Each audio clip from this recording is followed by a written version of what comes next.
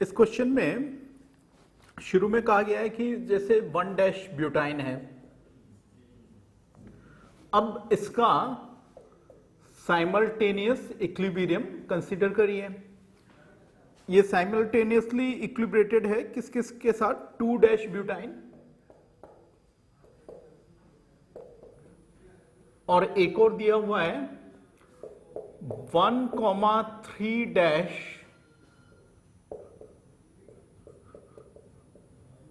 Butadiene. तो question में कहा गया है कि at equilibrium 3 mole of 2' butyne और 5.5 मोल। तो ऑब्वियसली ये 8.5 10 मोल शुरू में लिए थे, कंज्यूम हो चुके, तो ये 1.5 मोल है।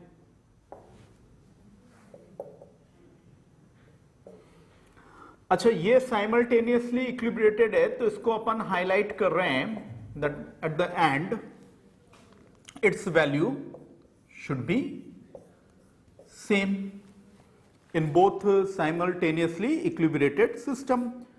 तो पूछा गया है कि अगर 2 मोल ऑफ 1,3' ब्यूटाडाइन को मिक्स किया गया है तो न्यू इक्विलिब्रियम कंपोजिशन।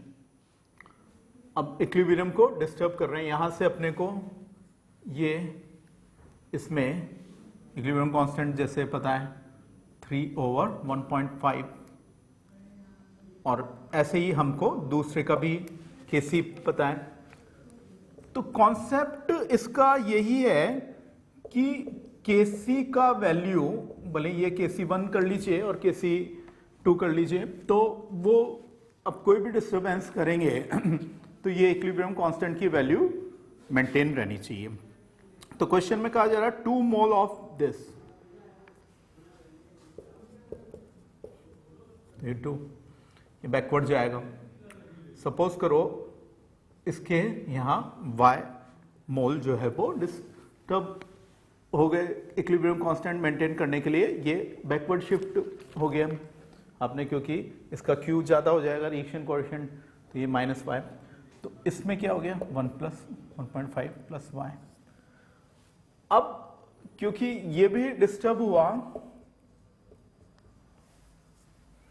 तो ये जाएगा, इसमें Q वैल्यू कम हो जाएगी, प्रोडक्ट बाय रिएक्टेंट ये बढ़ गया, तो यहां से -x किया, तो ये मेरा क्या हो गया, यहां पे 3 प्लस यहां पे x हो गया, ये जो है वो बढ़ गया।